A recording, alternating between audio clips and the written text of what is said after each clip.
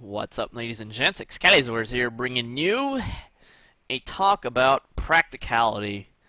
And what I mean is, this is about the ongoing debates about whether you should use range or damage on shotguns. And apparently that question has been answered by a handy-dandy tip video that I had the displeasure of watching. I made it about halfway through. Actually, I just skipped to the part to see how he actually did it, and it is complete and utter bullshit. Like, I'm sorry, this is just not me. This is not me hating for the sake of hating. I mean, I honestly think it is truly ridiculous, and the fact that so many people have commented on my videos telling me that I am using the wrong thing because so-and-so said otherwise is just about as infuriating as it gets. And I'm going to prove to you why. Now, I thought about making a fancy video, you know, doing my own little tests and stuff like that, and then I realized I'm a little bit too lazy to do that, so I figure... but I do want to talk about it, though. I do want to do that, so let's go ahead and do that. I don't really need to.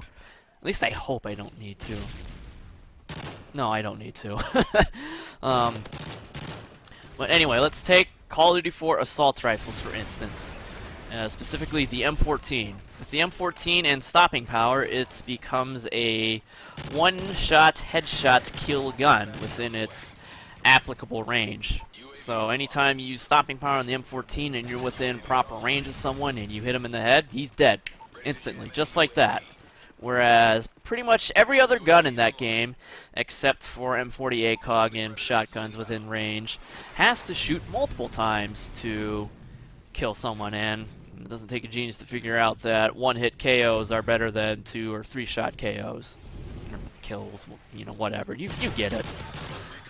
And then you play the game, and then you realize that was like, whoa, this isn't what I tested.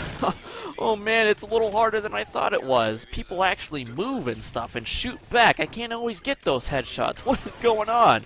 And you realize that guns like the AK-47 and RPD, M16 and the like, MP5, they kill in 2-shot, which is, well, I shouldn't say arguably, but definitively more than one. I don't have to sound like an idiot right now.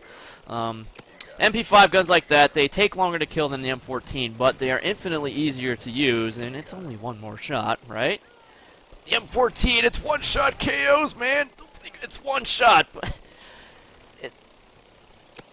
That's the problem. Like, the problem with the way he did this test was that it doesn't account for actually playing in the game. You know, people move, and that's the big one. You know, there's your own personal on-the-fly accuracy when you're actually in a firefight. You know, there's cover to account for, there's angles, view kick, the lag. You know, anyone who's played Call of Duty knows that every game has its fair share of, you know, weird lag. And, you know, that's my big problem with it. You know, this is not me saying that, you know, range is completely fucking useless on shotguns. You know, I understand that it has its place. You know, on paper, it sounds good. But for me, personally, you know, I find that damage just works better. Now, that's not to say that range is... I never said range isn't useless. You know, it does have its place, and maybe it suits you better than damage does. You know, maybe you find yourself in those situations where you can line up that good shot to always get that one-hit KO. You know, I do not. You know, I'm always on the move. People that I usually kill aren't exactly gargoyle statues, and so I can't guarantee that without damage I'm going to be able to one-hit KO that guy.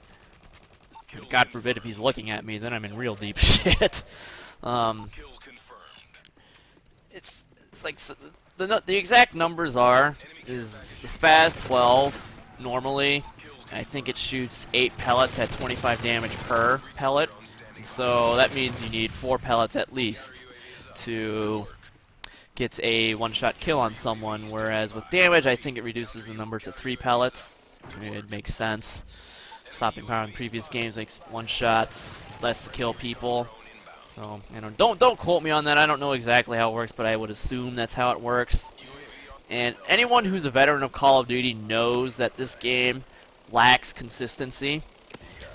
You can be in one game where you go like 30-3, you know, everything's rolling, you're in the groove, your accuracy is dead on. And you can play the same exact map again against the same exact people with the same exact connections for everyone and go 20-10. You know, there's no rhyme or reason to it. I mean, it's not like, you know, you had a choice in the matter. You know, sometimes that's just the way it is.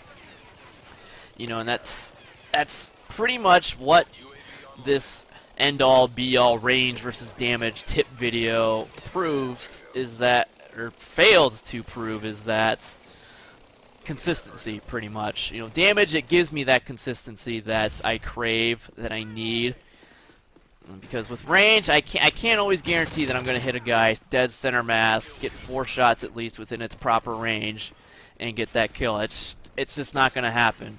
Not to say that it never happens, but I've actually played the game.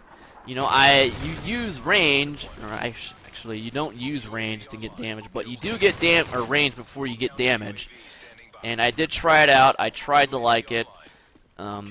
Range may as well just be called hit markers for me, because it fools me into thinking I can get away with ranges that I really can't, on top of the consistency factors that I mentioned, you know, the lag, personal accuracy, people shooting back at me, view kick, all that fun stuff, aforementioned factors, we'll just call it that. And you know, with damage, it gives you that consistency. You know, that's the way I see it.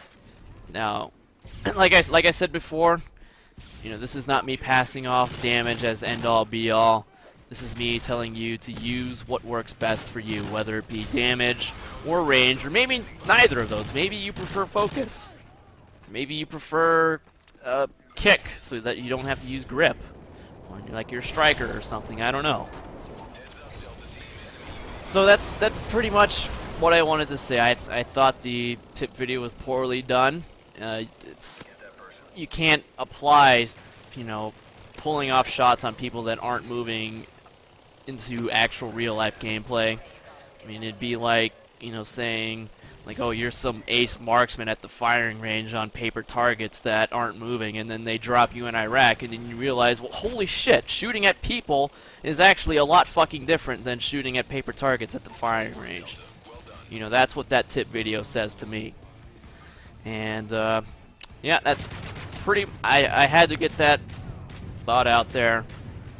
So, if anyone asks, you know, what they should use or post, you know, that I should be using range, please refer them to this video so that I don't have to.